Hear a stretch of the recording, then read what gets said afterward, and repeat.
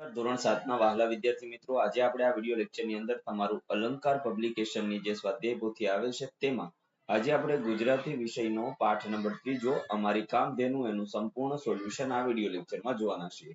તો ચાલો મિત્રો શરૂઆત કરીએ. પ્રશ્ન 1 થી પ્રશ્ન 1 છે. યોગ્ય વિકલ્પ પસંદ કરી વાક્ય પૂર્ણ કરવા સાચા વિકલ્પનો ક્રમ અક્ષર બોક્સમાં લખો. જેમાં પહેલું, ગાયનું નામ બોડી પાડેલું કારણ કે એને શિંગડા નહોતા.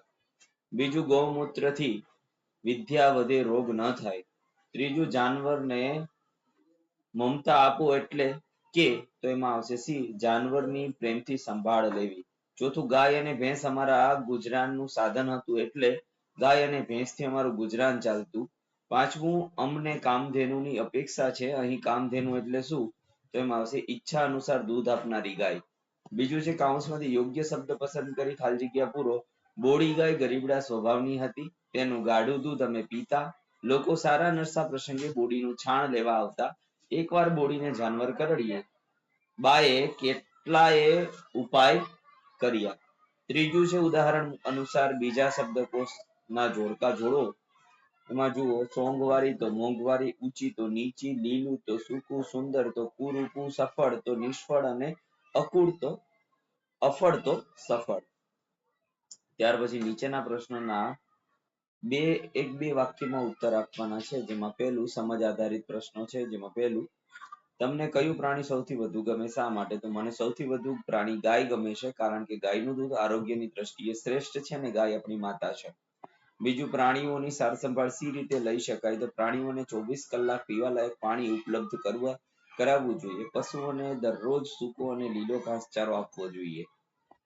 ત્રીજું છે, તમે કોઈ પ્રાણી કથા સાંભળી છે કઈ? તો હા, મેં જુમા ભીસતી ધૂમકેતુની આ વાર્તામાં મનુષ્ય અને પ્રાણી વચ્ચેની મિત્રતાની વાત કરવામાં આવી છે.